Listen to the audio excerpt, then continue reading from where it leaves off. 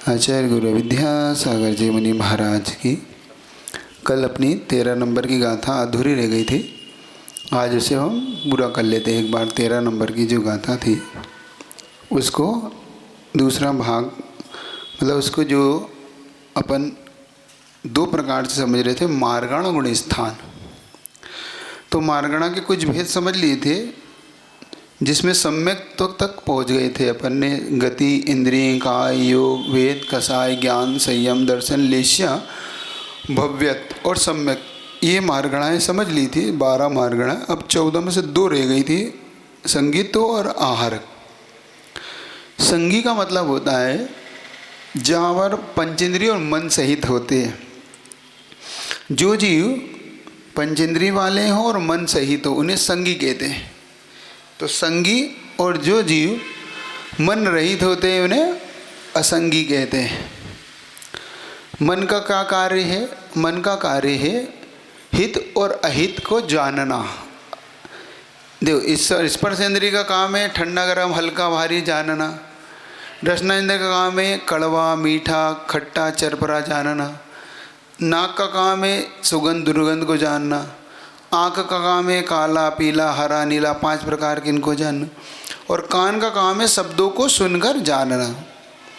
इन सब को जानने में मुख्य रूप से हित और अहित, हमारे लिए अच्छा है बुरा, ये कौन जानता है? तो ये मन जानता है, ये इंद्रियां नहीं जानती। तो ऐसा जीव जिसके पास मन हो उसे हम संगी कहते हैं। वो ऐसा जीव कौन सा होता है? देखो, देव, नारकी और मनुष्य ये नियम से संगी ही होते हैं। जो तिर्यंच होते हैं उनमें एक इंद्रिय तो स्थावर संज्ञा है, 2 इंद्रिय 3 इंद्रिय 4 इंद्रिय विकलत्र है, और पंचेंद्रिय में संगी असंगी संज्ञा है। तो 1 इंद्रिय से लेकर 4 इंद्रिय तो नियम से असंगी हो गए। पंचेंद्रिय में जहाँ पर सिर्फ मन रहित है उन्हें हम असंगी कहते हैं, और जो मन सहित है उन्हें हम संगी कहते हैं। तो फिर महाराज ये जो शेष जीव है वो किससे जानते हैं? तो वो जिंदगी के साथ साथ उनके पास शुद्ध ज्ञान होता है।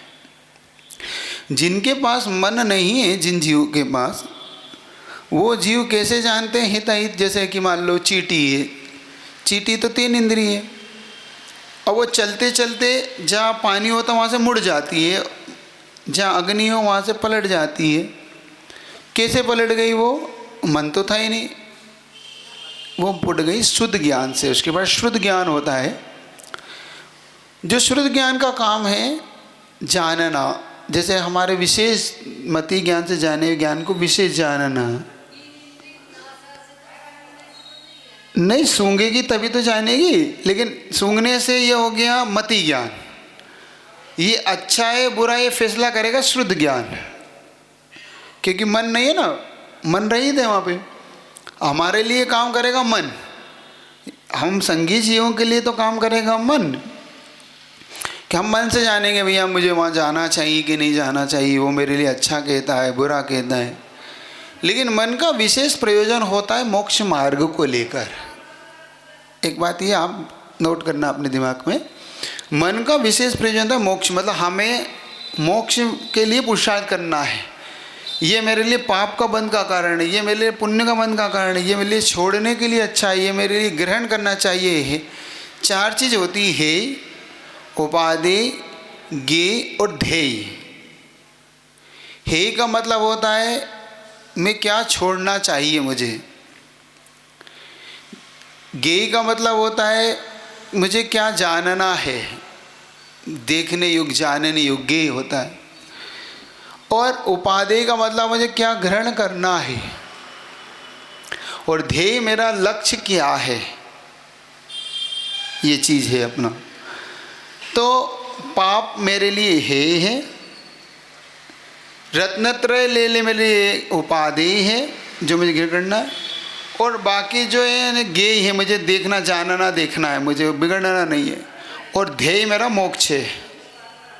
ये याद रखना, ये 4 चीज़ें। तो हे, उपादेय, ज्ञेय और ध्येय, ये 4 चीज़ें हमारे साथ चलती है। हाँ, ये 4 चीज़ को लेके चलोगे तो अपने आप ही संसार में बचे रहोगे। जब हम चार चीज़ों से अलग थोड़ा हो जाते हैं तो हम उलझ जाते हैं इन चार चीज़ों में। चलिए, तो ये हो गई संगीत्व। तो मन का काम हमारा मोक्ष मार्ग, हमें जो मन मिला है वो हमारे लिए क्यों मिला है, हम मोक्ष मार्ग के लिए पुरुषार्थ करें।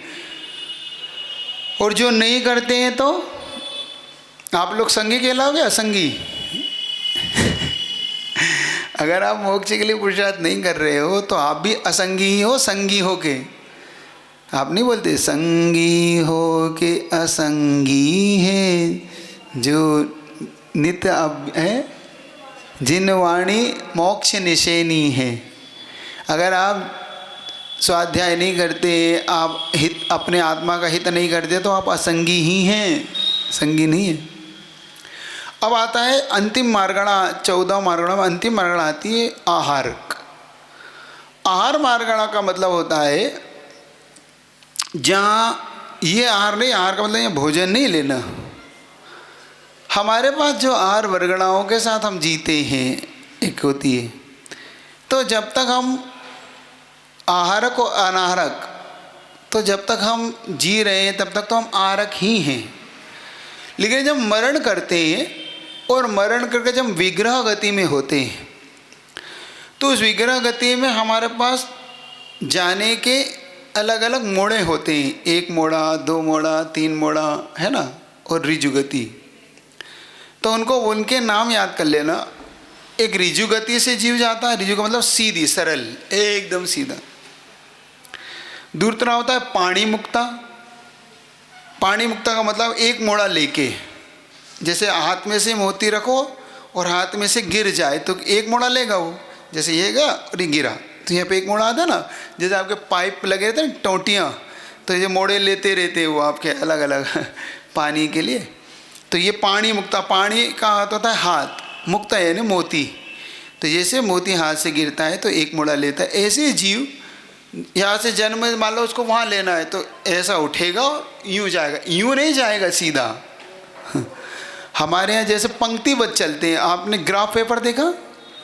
ग्राफ पेपर जैसे लाइनें बनी होती, ऐसे ही जब आपका हवाई जहाज, एरोप्लेन होते वो चलते, वो ऐसे नहीं चलते, वो लाइन बद्ध चलते, वो ऐसे नहीं चलेंगे तो एक्सीडेंट हो जाएंगे। ऐसे ही जीव भी जब मरण करता है तो जहाँ जन्म लेता है तो पंक्तिबद्ध जाता है वो, जहाँ जैसी पंक्ति। तो पहले ऋजु गति मतलब सीधा, दूसरा पाणी मुक्ता यानी 1 मोड़ा, दूसरा हल्लांगली का। हल्लांगली का मतलब होता है हल, जो एश बनता है ना, एश हल के समान। हल में जेठ बनता है, जेठ। अब जेठ में 2 मोड़े होते हैं, 1, 2, ये ऐसे। तो ये 2 मोड़े, 1 मोड़े, 1 मोड़े के यहाँ से मोड़ा, ये 2 मोड़े हो गए। ऐसे ही जीव कहीं से उठ के ऐसे जन्म लेके फिर ऐसे जन्म ले रहा हो तो इसके 2 मोड़े हो गए। ये कहलाता है हल्लांगली का। और हल्लांगली का, हल हल हल नहीं होता, आपने खेत में नहीं देखा वैसा। हाँ, खेत में हल होता है ना जिसमें ऐसा जोतते हैं उसको। तो ऋजुगति, पाणी मुक्ता, तीसरा हल्लांगली का, चौथा होता है गौमूत्री का। गौमूत्री का मतलब जैसे गाय मूत्र करती है तो ऐस बन जाते हैं ना उसके, ऐसे ऐसे। ऐसे ही जो जीव 4 मोड़े वाला हो, 3 मोड़े वाले चौथे समय में जन्म लेता है उसको गौमूत्री का गति कहते हैं। तो उसमें 3 समय तक अनारक रहता है और चौथे समय वो नियम से जन्म लेता है, आरक हो जाता है। तो जहाँ जहाँ मोड़े होते हैं वहाँ वहाँ पर यो अनारक होता है। जहाँ 1 मोड़ा लेगा 1 समय के लिए अनारक होगा, जहाँ 2 मोड़ेंगे 2 समय के लिए होगा। 1 मोड़ा जन्म लेने के लिए 2 समय। ऋजुगति में 1 समय लगता है, पाणी मुक्ता में 2 समय लगता है, हल्लांगलिका में 3 समय, गौमूत्रिका में 4 समय लगते हैं जन्म लेने के लिए। ऐसा इसको यहाँ कर चलना। तो वो 3 समय तक अनारक रहेगा, चौथे समय आहारक कहलाएगा। आहार वर्गणाओं को ग्रहण करने के योग उसके वर्गणाएं, तो वहाँ पर सिर्फ कारवर्ण शरीर को लेकर चलेगा इस प्रकार से। तो ये हो गई आहारक और अनाहारक की व्यवस्था आपकी।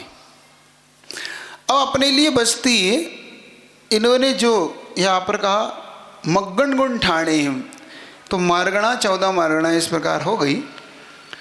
अब संसारी जीव के अशुद्धने से 14 गुण स्थान कौन से होते हैं ये बता देते हैं। अशुद्धि निश्चय नहीं से उन्होंने 14 मार्गणाएं आपके सामने रख दी। अब बता रहे हैं 14 गुण स्थान। गुण स्थानों को अच्छे से देखना थोड़ा सा। अब ये थोड़ा सा विषय बहुत अच्छा है विषय, इसको पहले पढ़ा चुका हूँ। आपको अगर कहीं से देखने को उपलब्ध हो तो वहाँ से आप देख लेना। आप लोग ये बनाते रहते ना वीडियो, इनसे देख लेना आप अपना, वहाँ पर आपको उपलब्ध हो जाए तो। पहला गुण स्थान होता है मिथ्यात्व। मिथ्यात्व का मतलब होता है हमारे आस्था श्रद्धा को जो विपरीत बनाता है। तो हमारे मिथ्यात्व कर्म का तीव्र होता है तो जीव उल्टा ही विचार करता है, मतलब देव शास्त्र गुरु के प्रति अश्रद्धा। उसके लिए उदाहरण रखा, जैसे कि जो ज्वर होता है कि ज्वर यानी बुखार वाला, जिनको बुखार हो जाते हैं उन्हें घी नहीं अच्छा रुचता नहीं है, उन्हें मीठा अच्छा नहीं लगता, वो कहते भैया कड़वा कड़वा लगा, क्योंकि मुँह उसका कड़वा हो जाता। ऐसे ही जिसको मिथ्या दृष्टि होती है उन्हें देवशास्त्र गुरु नहीं रुचते। जैसे बुखार वाले को घी नहीं रुचता ऐसे ही मिथ्या दृष्टियों को देवशास्त्र, सच्चे देवशास्त्र गुरु, सच्चा धर्म अच्छा नहीं लगता, क्योंकि वहाँ मिथ्या प्रकृति का उदय होने से। तो जहाँ मिथ्या प्रकृति का उदय होने से तत्वों की विपरीत श्रद्धा हो जाती है, उसको बोलते हैं प्रथम गुण स्थान मिथ्यात्व गुण स्थान। ये मिथ्यात्व 5 प्रकार का है, पहले बता चुका हूँ। एकांत, संशय, विपरीत, अज्ञान, वैनिक, इनके 5 के उदाहरण बता चुका हूँ, इतना ही अभी रख रहा हूँ आगे। इसके 2 भेद होते हैं, एक होता है सातिशय मिथ्या दृष्टि, एक होता है स्वस्थान मिथ्या दृष्टि। जो मिथ्या दृष्टि घोर अभी पड़ा हुआ है, जिसका अभी कई सम्यक दर्शन के दूर दूर तक उसको संभावना नहीं, इसको बोलते हैं स्वस्थान मिथ्या दृष्टि। सातिशय मिथ्या दृष्टि वो होता है जो बहुत जल्दी सम्यक दर्शन को धारण करने की योग्यता रखता है। ऐसा जीव सातिशय मिथ्या दृष्टि, मतलब अंतर्मुख काल में ये सम्यक दर्शन को प्राप्त हो जाएगा। इसको करण लब्धि में ढला हुआ भी कह सकते हैं अपन। 5 लब्धियाँ जो होती हैं, 6 उपसम लब्धि, विशुद्धि लब्धि, देशन लब्धि, प्रायोग लब्धि और करण लब्धि। तो करण लब्धि में ढला हुआ भी अपन इसको कह सकते हैं। जो भद्र मिथ्या दृष्टि भी कहते हैं कि भैया बहुत भद्र है, मिथ्या दृष्टि है लेकिन भद्र परिणाम ही। दूसरा आता है सासादन गुण स्थान। बिल्कुल संक्षेप में लूँगा, ये ज़्यादा विस्तार इसका नहीं करूँगा, क्योंकि अब यहाँ पर सासादन मिथ्या दृष्टि का मतलब होता है ऐसा सासादन जीव, सासादन गुण स्थान का, जिसने सम्यक दर्शन को छोड़ा है अभी अभी। जब उपसम सम्यक दर्शन के काल में अधिकतम 6 आवली और न्यूनतम 1 समय शेष रहने पर जीव जब उस गुण स्थान को छोड़ता है, तब उसको सासादन सम्यक दृष्टि कहते हैं। स असाधना, जिसने यानी सम्यक दर्शन की असाधना की हो, ऐसा जीव सासाधन सम्यक दृष्टि कहलाता है।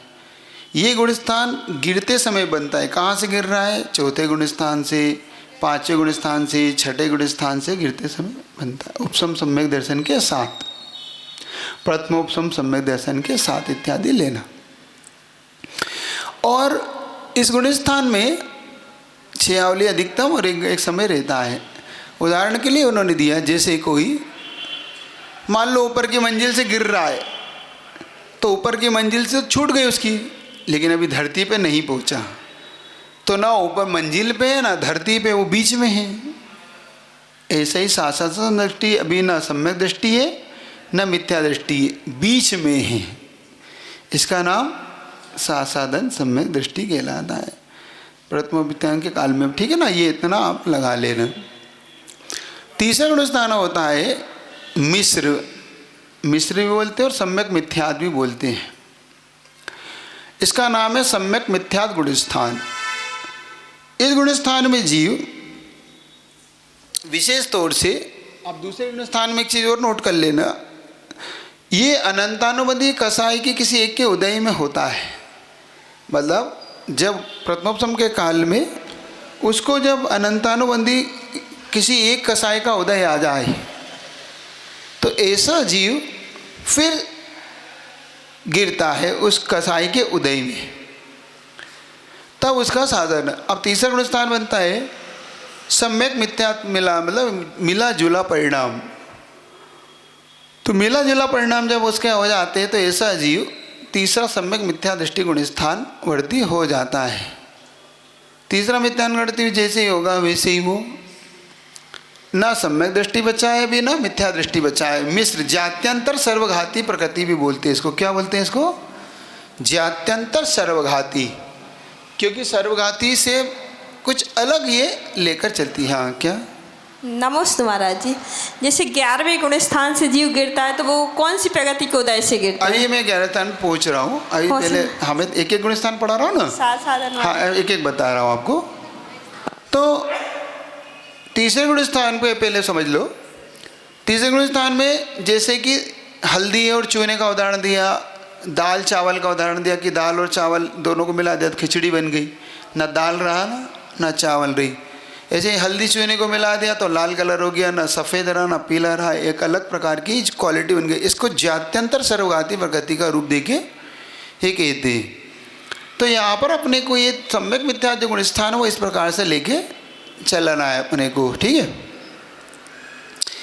ये एक प्रकार से सम्यक दर्शन को टिकने नहीं देगा, लेकिन मिथ्यात्व में भी अभी नहीं गया ये, इसलिए इसका नाम सम्यक मिथ्यात्व रखा है। इसका नाम ना सम्यक है ना मिथ्यात्व, इसके सम्यक मिथ्यात्व मिला जुला।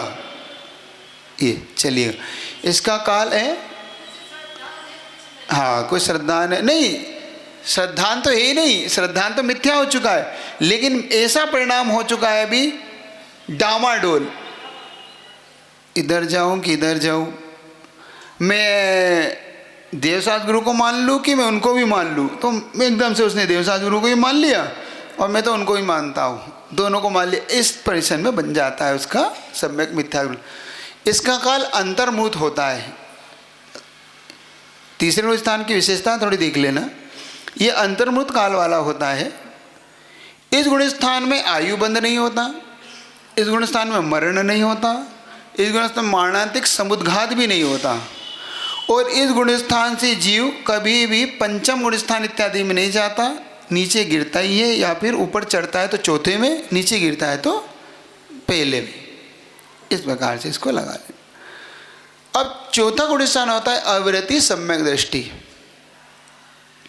अविरति सम्यक दृष्टि का मतलब होता है जहाँ पर जिसने व्रत को ग्रहण नहीं किए, मात्र उसने सम्यक दर्शन की श्रद्धा रखी है, मात्र आस्था रखी है। ये तीन प्रकार से उपसम सम्यक दृष्टि, क्षयोपसम सम्यक दृष्टि और क्षयिक सम्यक दृष्टि, ये तीनों ही अविरति हो सकते हैं अपने लिए, और ये चारों गति में पाए जाते हैं। ये पहला गुण स्थान, दूसरा, तीसरा, चौथा, ये चारों ही गति में पाए जाएंगे, ये आप समझ लेना। ये चार गुण स्थान है, चारों गति में पाए जाते हैं। और अविरत का मतलब हो गया जिसने कोई भी व्रत संयम ग्रहण नहीं किया, मतलब जैसे प्रतिमा इत्यादि को लेके छोटे छोटे नियम नहीं लेना, जैसे रात्रि भोजन छोड़ दिया, ब्रह्मचर्य ले लिया, ये नहीं है। ये से यहाँ पर चौथे गुण स्थान में ले लिया तो इसका मतलब वो व्रत ही नहीं हो गया। व्रत का मतलब 12 व्रत, जिसने अभी तरस हिंसा का त्याग किया, ऐसा व्रत आगे। तो ये उपसम उपसम और क्षयिक सम्यक दृष्टि इसमें लेके चलना। इतना जरूर है कि जिसका आचरण थोड़ा सा चेंजेस आएगा मिथ्या दृष्टि के आचरण में और इसके आचरण में परिणाम, इसकी लेस्या इत्यादि में चेंजेस आएगा, इसके उपयोग में चेंजेस आएगा। यह असुपयोग से बच के सुपयोग को ज़्यादा महत्व देगा। लेस्या भी अच्छी शुभ को ज़्यादा महत्व देगा, अशुभ भी हो जाएगी लेकिन शुभ के प्रति इसका झुकाव ज़्यादा रहेगा। देवसाद गुरु के प्रति आस्था भी रखेगा।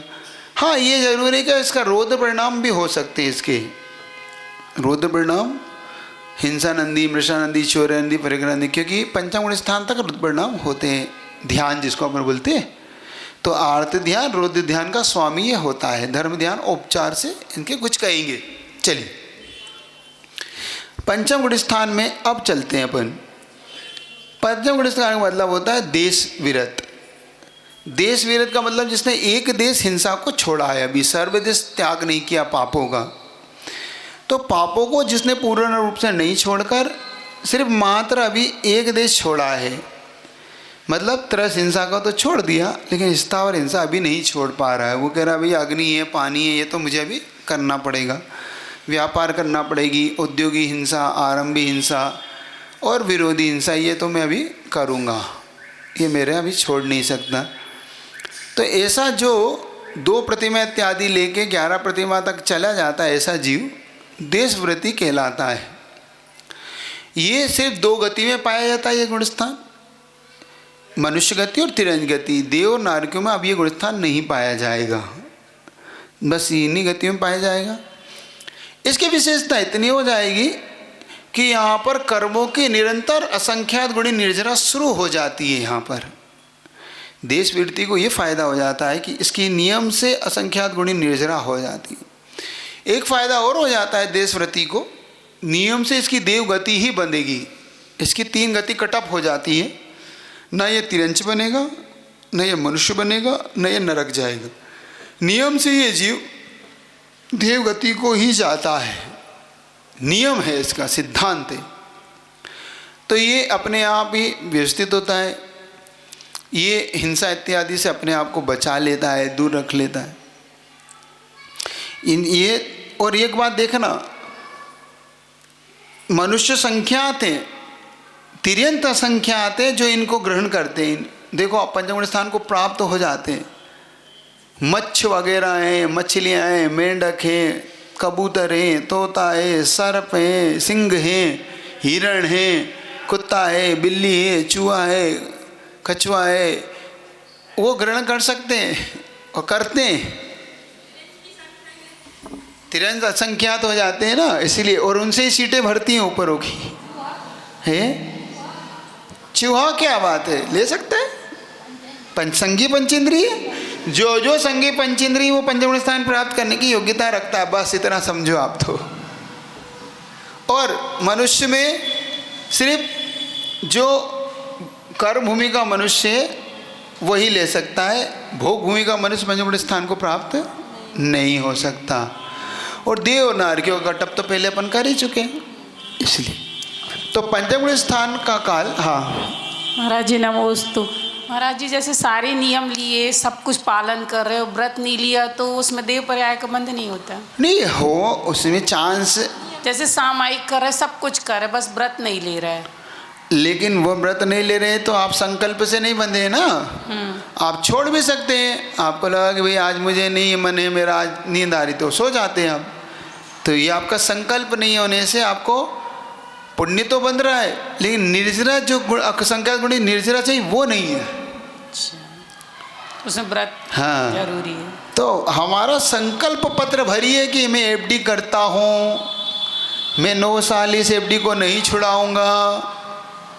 तो संकल्प का आपको लाभ संकल्प का मिलता है, ना कि आपको रखने का मिलता है। पापों से कटअप तब होगा ना आपका। ये करिए। और देखो पंचम गुणस्थानवर्ती सोता रहे और एक चतुर्गुण स्थानवर्ती सामायिक करता रहे, फिर भी सोने वाले की निर्जरा ज़्यादा है। संकल्प का फर्क है, पापों का त्याग कर रखा उसने। और तुम कह रहे हो मैं सामायिक कर रहा हूँ, हाँ करो सामायिक।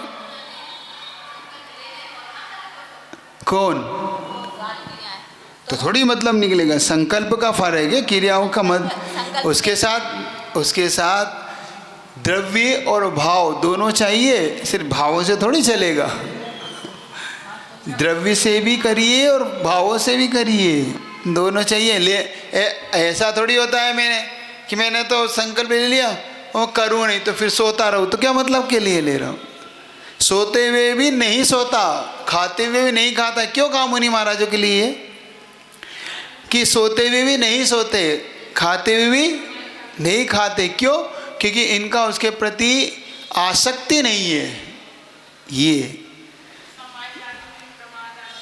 देखो प्रमाद होना ये दोष है, छोड़ी तो नहीं ना, बैठा तो है वो सामायिक में, प्रमाद आ गया उसका। क्योंकि वो मान लो थोड़े दूर से विहार करता हुआ आया था, उपास था, नहीं आहार हो पाया, आहार के कारण उसे कष्ट हो गया, मतलब हो सकता है कोई कष्ट, लेकिन छोड़ेगा नहीं, बैठेगा। वो बैठने के बाद अब शरीर की अपनी गतिविधियां होती रहती, वो अलग प्रमाण है।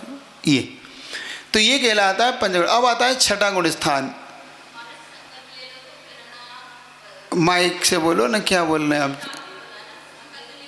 हाँ कर नहीं पा रहे तो पश्चाताप भी रहता है उसके। नहीं देखो, एक मजबूरी में नहीं होना और एक जानबूझकर नहीं होना।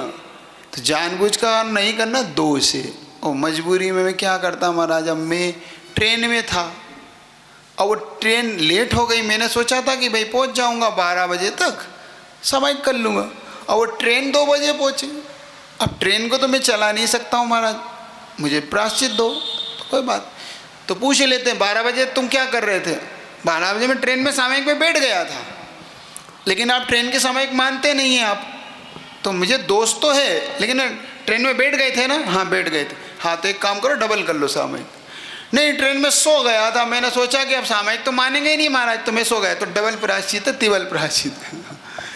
आप उस समय बैठ जाओ। हाँ, आप जिस क्रिया के लिए आप अनुबद्ध हैं आप करने लग जाइए। आप नहीं मान रहे एक अलग बात है, लेकिन कोई बात, सोना नहीं है। अब महाराज आप सामायिक तो वैसे ही नहीं मानोगे, तो मैंने सोचा सो ही लूँ। मानोगे तो आप वैसे भी नहीं सामायिक को, नहीं सोना नहीं है। आप सावधि छोड़ दीजिए, बैठ जाइए शांति से, फिर आप प्रायश्चित जैसा होगा बता दिया जाएगा। उसमें न्यून प्रायश्चित से काम चल जाता है, लेकिन अगर नहीं करोगे तो कई गुना प्रायश्चित हो जाएगा। ये पूछते हैं गुरुजी, आचार्य जी बहुत बुखार था, क्या कर रहे थे उस समय? लेटे लेटे मैंने सामयिक को कर ली, लेकिन बुखार में मैं नहीं बैठ पा रहा, मेरे कमर इत्यादि के कारण नहीं बैठ पा, कमजोरी इतनी थी कि मैं बैठ ही नहीं। सामयिक का नियम, हाँ बेड आवर्त करके मैं लेट गया था, और लेटे लेटे मैंने सामयिक की, उसमें मुझे नींद आ गई। कोई बात करी ना, बस ठीक है। ये तो ये कर रिया है, सबसे बड़ा उनका प्रण है बस ये। चलिए आगे और बताते हैं। अब छठा गुण स्थान ये होता है 15 प्रमादों में से किसी एक प्रमाद की उत्पत्ति होने पर। 15 प्रमाद मतलब 4 कसाय, 4 विकथा, 15 5 इंद्रिय, स्नेह और निद्रा। इन 15 प्रमादों से किसी एक प्रमाद का उदय आने पर जिस जीव का तीव्र उदय आ जाए, तब वो उसका गुण स्थान छठा मुनि महाराज के लिए सप्तम से गिड़ के छठा बन जाता है। इसको प्रमत्त विरत गुण स्थान बोलते हैं। मतलब विरत तो है पापों से पूर्ण रूप से, लेकिन इन प्रमादों के कारण उसके शुद्धोपयोग छूट गया, उसकी शुद्धोपयोग की भावना नहीं रखकर वो इन सुपयोग में लगा रह गया। ऐसे मुनि महाराज को प्रमत्त गुण स्थान कहते हैं। आगे जाके अप्रमत्त गुण स्थान। महाराज जी नमोस्तु। हाँ। प्रमाद के गौमठ सार में 17,500 भेद और बदला है। वो उपभेद हैं, उपभेद भेद है। जैसे कि यूँ तो असंख्यात लोग प्रमाण चले जाएंगे, मतलब एक सामान्य, फिर इनका गुणा करते चले जाओ। कसाई के साथ 14 का, लोभ के साथ 14 का, ऐसे एक से एक, तो फिर बहुत सारा बन। अब आता है अप्रमत्त गुण स्थान। अप्रमत्त गुण स्थान यहाँ पर प्रमाद नहीं रहा। प्रमाद मतलब अब ये 2 प्रकार से, निर्वृत्ति मूलक और प्रवृत्ति मूलक। प्रवृत्ति का मतलब होता है चलते हुए, खाते हुए, पीते हुए, पढ़ते हुए, ये प्रवृत्ति मूलक होता है। तो ये सप्तम गुण स्थान सिर्फ गुप्ती में बनता है ऐसा मत मानना। ये सप्तम गुण स्थान समिति के साथ भी बनता है, प्रवृत्ति मूलक मतलब करते हुए। और निवृत्ति मतलब 3 गुप्तियों में बैठकर ध्यान इत्यादि की अवस्था को गुप्ती मूलक कहते हैं। प्रवृत्ति का मतलब चल रहे हैं, मान लो 3-3 घंटे विहार कर रहे हैं, तो अंतर्वृत्त में गुण स्थान बदलना चाहिए। और आप अंतर्वृत्त में तो आप 3 घंटे विहार करोगे तो या ऐसा थोड़ी रुक के खड़ा हो जाऊंगा, मेरा गुण स्थान बदल गया, ऐसा थोड़ी होता है। तो ईर्यपथ के साथ जो चल रहा है उसी का ही उसका अप्रमत्त कहलाएगा, और वही सप्तम गुण स्थान उसका माना जाएगा, लेकिन होगा प्रवृत्ति मूलक। फिर जब ध्यान इत्यादि में बैठ जाएगा वो बोलाएगा निर्वृत्ति मूलक। ये कहलाता है स्वस्थान। और एक होता है सातिशय अप्रमत्त। सातिशय अप्रमत्त होता है जब वो श्रेणी चढ़ने के लिए अनुबद्ध हो जाता है, मतलब वो उपसम श्रेणी या छपक श्रेणी के लिए। हाँ जी, प्रवृत्ति कर रहा है, मान लो आहार कर रहा है वो। अब आहार का अधिकतम काल है 2 घंटे 24 मिनट तक आहार कर सकता है, साधु को परमिशन है। और अंतर्मुहूर्त में उसका गुणस्थान बदलना चाहिए। 48 से एक समय कम अंतर्मुहूर्त हो गया, हाँ बदलेगा उनका, छठा सातवां चलता रहेगा।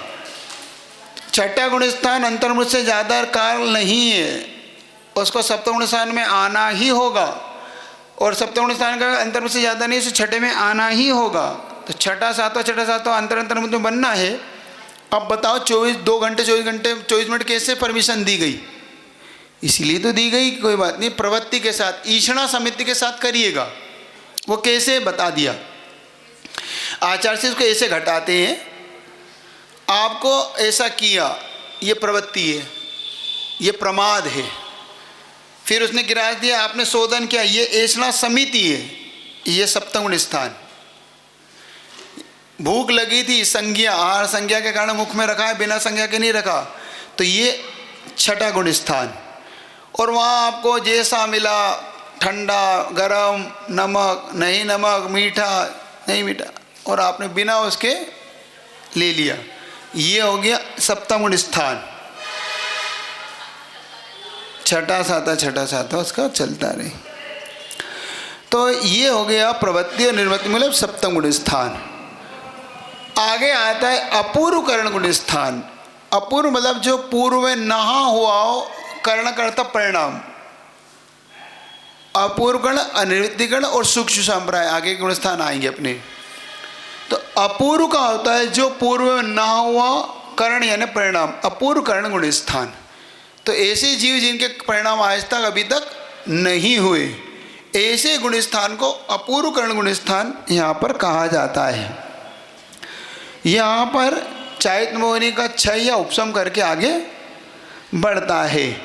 यहाँ पर कसाय की मंदता और ये अबुद्धिपूर्वक आगे बढ़ देगा। अब बुद्धिपूर्वक यहाँ कोई कार्य नहीं होगा, विशुद्ध परिणामों से चढ़ेगा, ध्यान अवस्था होगी, गुप्ती में रत होगा, शुद्धोपयोग में रत होगा। ये सब चीज़ें याद रखना, या सुपयोग और असुपयोग का कोई कार्य नहीं बचेगा। यहाँ पर अभी श्रेणी निर्जरा का कोई कार्य नहीं होता इस गुण स्थान में, सिर्फ वो अभी अपनी विशुद्धि को, परिणामों को बढ़ा रहा है। आगे जाके अनिवृत्ति कर्ण परिणाम, अ यानी नहीं, वृत्ति यानी भेद, कर्ण है परिणाम, जहाँ पर परिणामों में भेद नहीं है। यहाँ पर सप्तम गुण स्थान, जो आठवां गुण स्थान है अपूर्व गण, उसमें समसमयवर्ती और भिन्न समयवर्ती, समान परिणाम और असमान परिणाम ऐसा लेके चलना। ये दो परिणाम आगे विशेष तौर से आपको समझा दिए देंगे। जी 8वें गुण स्थान वाले और 9वें गुण स्थान वाले कहाँ रहते हैं महाराज जी? ये अपने में रहते हैं, अंदर रहते हैं, अपने आत्मा में रहते हैं। बाहर कहाँ रहेंगे? ये दिखेंगे बाहर से ध्यानस्थ, लेकिन इनके परिणाम विशुद्धि से ऊपर चढ़ते। कोई सीढ़ी वीढ़ी नहीं लगेगी, इन्हें कोई चढ़ना है। नहीं तो महाराज जी यहाँ पे जैसे मध्य लोक में है 6ठे 7वें वाले मुनिराज, ये विदेह क्षेत्र में, विदेह में पाए जाते हैं, क्योंकि ये पंचम काल है। इस समय श्रेणी नहीं चढ़ सकता कोई साधु, है ना। भरत और ऐरावत क्षेत्रों में इस समय पंचम काल वर्तता है। हीन सहनन है, कुछ अपनी योग्यता की कमी है, तो उस योग्यता की कमी को द्रव्यक्षेत्र काल का बल नहीं मिलता, इसलिए अपने को वो प्राप्त नहीं। लेकिन जहाँ विदेह क्षेत्र है, जहाँ पर उत्तम सहनन है, जहाँ पर इस तरह की विशुद्धियाँ हैं, उनके आज भी वहाँ परिणाम, ऐसे परिणाम पाए जाते हैं। और विशेष तौर से आज भी इस भरत क्षेत्र, ऐरावत क्षेत्रों में जो विजयार्ध पर्वत है, उन विजयार्ध पर्वत की श्रेणी, वहाँ पर जो विद्याधर श्रेणियाँ हैं, उन श्रेणियों में आज भी पाए जाते हैं विद्याधर लोग, आज भी मुनि बन के इस प्रकार से अपने परिणामों के द्वारा आज भी पाए जाते हैं, और आज भी वो विशुद्धि को बढ़ा रहे हैं अपनी। ये याद रखना आप। महाराज जी 9वें गुण स्थान वर्ती जितने जीव रहते हैं, उनके सभी के परिणाम में शुद्धि एक सी रहती। हाँ, आ गए अपूर्व, क्योंकि यहाँ पे जिनके परिणाम मैच करेंगे, भले ही वो पहले चढ़े समसमयवर्ती हो चाहे भिन्न समयवर्ती हो, लेकिन उनके परिणाम एक जैसे होंगे, रिजल्ट एक जैसा होगा। ऐसा आगे जाके अपूर्व अनिवृत्तिकरण परिणामों के साथ आपकी चर्चा करेंगे। तो समसमयवर्ती हो चाहे भिन्न समयवर्ती हो, सबके परिणाम समान परिणामों के साथ ही आगे बढ़ेंगे। फिर आता है सूक्ष्म संप्राय। सूक्ष्म संप्राय का मतलब होता है जहाँ पर 28 मोहिनी की प्रकृतियों में से मात्र एक संजलन सूक्ष्म लोभ रह गया हो। मात्र लोभ कैसा रह गया हो? सूक्ष्म रह गया हो। मात्र ऐसे सूक्ष्म लोभ वाला, बाकी से बादर लोभ और बाकी 27 मोहिनी की प्रकृतियों को जिसने या तो दबा दिया या क्षय कर दिया हो, ऐसे परिणाम वाला जीव सूक्ष्म संप्राय वाला कहलाता है। ऐसा नियम से आगे अब 11वें गुण स्थान 12वें गुण स्थान के लिए वो जाएगा। तो ये जीव नियम से ऐसे आप लगाना, मुनि महाराज 6ठे गुण स्थान से लेके आगे के सारे गुण स्थान मुनियों के लिए ही हैं। नीचे के गुण स्थान श्रावक, आवृत्ति श्रावक इत्यादि को लेके ये चलेंगे, लेकिन आगे के जो 6ठे 7वें गुण स्थानों से मुनियों के लेकर चलते हैं। आगे का कल 11वां 12वां 13वां 14 4 गुण स्थानों के साथ गाथा करेंगे। तो ये 13 नंबर की गाथा आपकी आज पूरी हुई।